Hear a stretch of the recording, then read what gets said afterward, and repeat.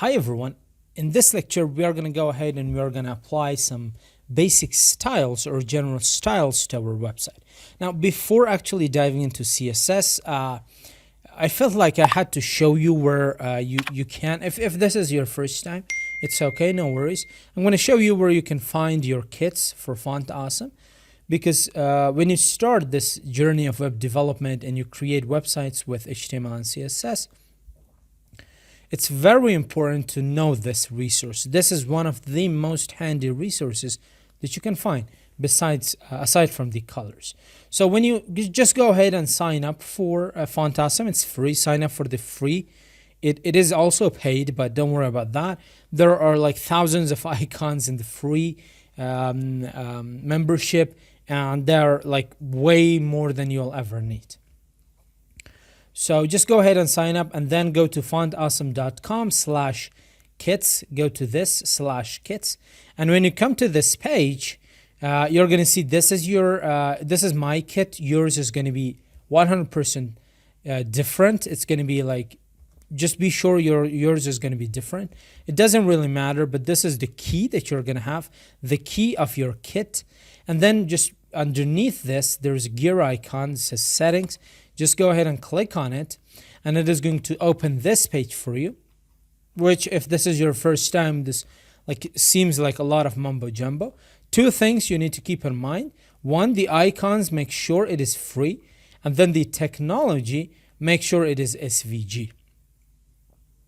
Okay, so just make sure the technology is SVG. Don't touch any of these. And then click on how to use.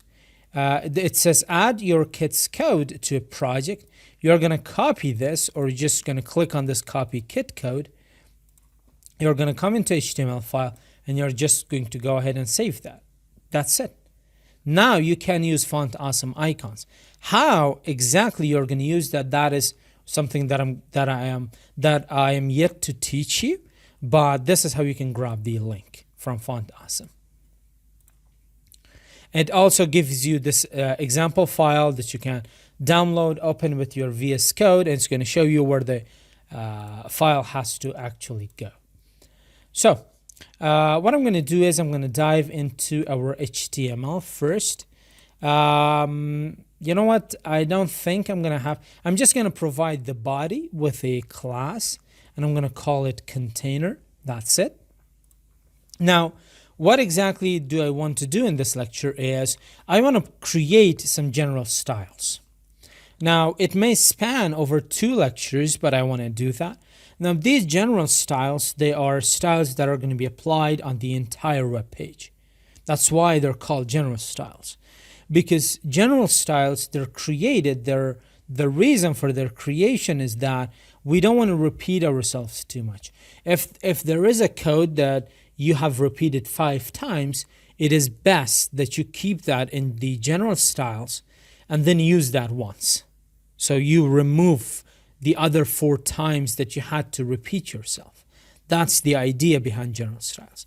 Now, first things first, we are going to grab the entire page, all the elements. You're going to make the margin 0, the padding 0, and we are going to say box sizing border box. Now, I'm going to do this a little bit different, because when I say universal selector, the universal selector, what it does is it is going to grab all the elements. But I'm going to say I want to grab all the elements and all the before elements and all the after elements. I'm not sure if we have talked about this before. This comma that you can see here, this is actually the grouping. I kind of forgot the name. It is the grouping selector. It means that we can apply the same styles on way too many different selectors. So you could have an ID selector, a class selector, a combinator selector, a simple selector, and then apply one style on all of them. And that entire selector, a selection of selectors, it is going to be called a grouping selector.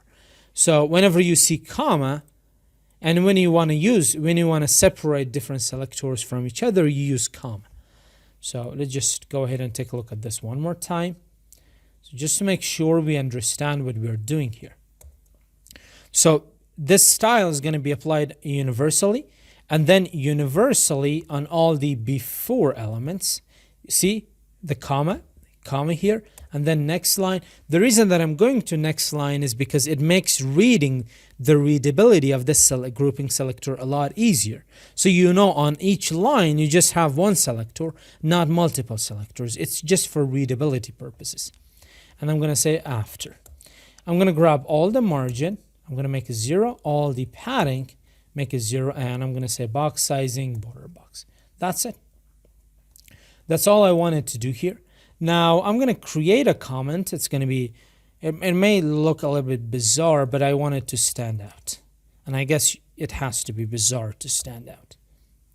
Now, we have talked about custom properties and what the usage is, how we can use them in our projects, how they allow us to not only reduce the number of lines of code that we have, but also to come up with a systematic and arrangement of properties and values that we can choose to change whenever we want. With just changing one property value, we can change the entire properties of a web page, the entire color palette of the web page, the entire layout of the web page.